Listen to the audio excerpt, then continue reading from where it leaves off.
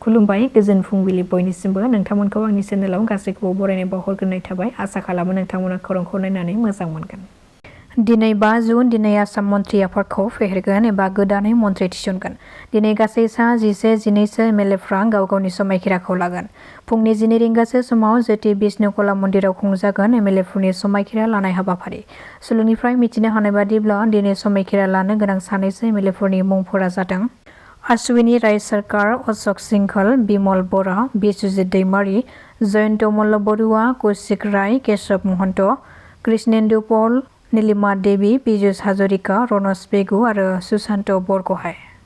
बङाइगाव जिल्लानि हाल्दैबारियाव सासे उन्दै हिन्जावसाखौ नारा-नाथा जिनाहारि खालामनो नाजानायनि गोख्रों अजद। खौरां मोननाय बादिब्ला उन्दै हिन्जावसाया आइ दैमानि रुगुङाव हारसिङै सि-जोम सुबाय थानाय समावनो सासे दुथां रफिकुल इस्लामआ हिन्जावसाखौ नारा-नाथा जिनाहारि खालामनो नाजादोंमोन। बे जाथायनिफ्राय गावखौ रैखाथि होनो थाखाय नाजानायाव उन्दै हिन्जावसाया गोबां जोखोम जादों। जाथाय जानायखौ मिथिनानै बिमाया फिसाजोखौ रैखा खालामनो थाखाय थांनाय समावनो बिमाखौबो गाग्लोबदों रफिकुल इस्लामआ। बे गिख्रंथाव जाथायखौ लानानै नखरनि सुबुंफ्रा दायनिगिरिखौ साजा होनांगौनि दाबिजों थानायाव गसर थिसनदों। दायो नायबिजिरनाया जागायगासिनो दङ होननानै खौरां मोननाय जादों आरो दुथां रफिकुल इस्लामआ दायो पुलिसनि नोजोरनिफ्राय खारखोमानानै दङ। बे दुथां रफिकुल इस्लामखौ थाबैनो हमनो थाखाय पुलिसखौ दाबि खालामदों बज्रं दोलोनिफ्राय। हाग्रानि मैदेरनि गाग्लोबनायाव अबथिरायै जिउ गोमानो गोनां जानाय पाउलुस बसुमतारीनि नखराव खौरां लाहैनायजों लोगोसे बिटिसिएलनि लेङाइ बुंथिगिरि बिजिरगोरा नार्जारि बिथाङा राङारि अनसुंथाइ गथायदों।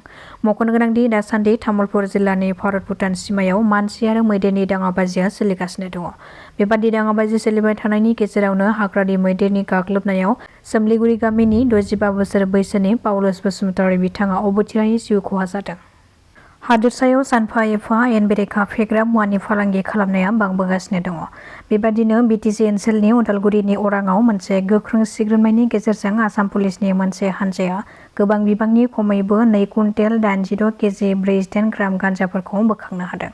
बेजों लोगोसेनो बे फालांगिजों सोमोन्दो थानाय रिंसार दैमारी आरो बेनिफ्राय AA01GF06706 नम्बरनि गंसे साखा खबब्रै गारिखौबो हमनो हादों।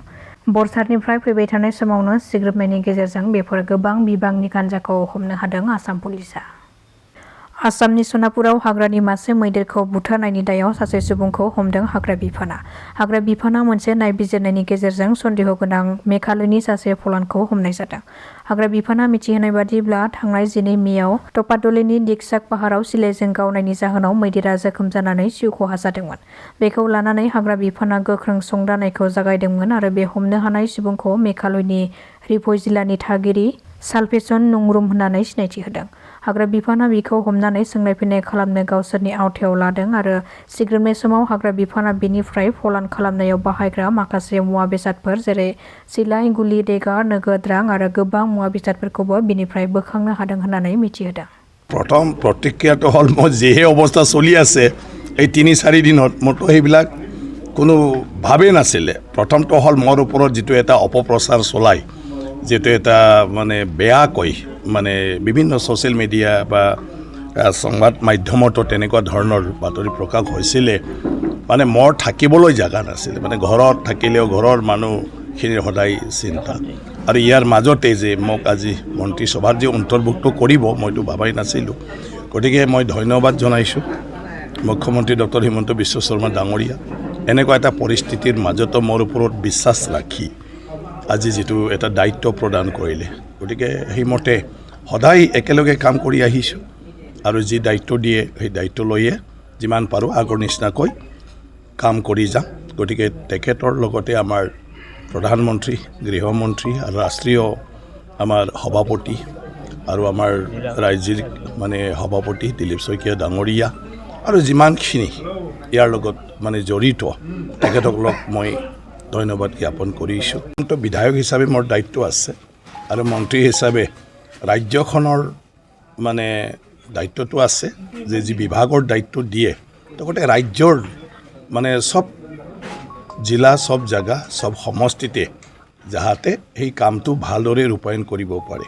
তামোলপুৰ মোৰ সমষ্টি মোৰ জায়গা মোৰ জন্মস্থান গতিকে ইয়াতো কৰণীয় কাম আছে গতিকে মোৰ মন্ত্ৰী বন্ধুসকলৰ লগত কথা পাতি যিবোৰ মানে বিভাগৰ লগত জড়িত সমস্যা আছে আমাৰ ইয়াত সেইবোৰ মই মানে কৰি যাবলৈ চেষ্টা কৰিম যিমান পাৰোঁ আমাৰ মুখ্যমন্ত্ৰী ডাঙৰীয়াৰ যিটো সপোন অসম আৰু অসমৰ জনগণক আগুৱাই লৈ যোৱা আৰু দেশৰ ভিতৰতে আমি যাহাতে বিভিন্ন ক্ষেত্ৰত আনৰ দ্বাৰা সদায়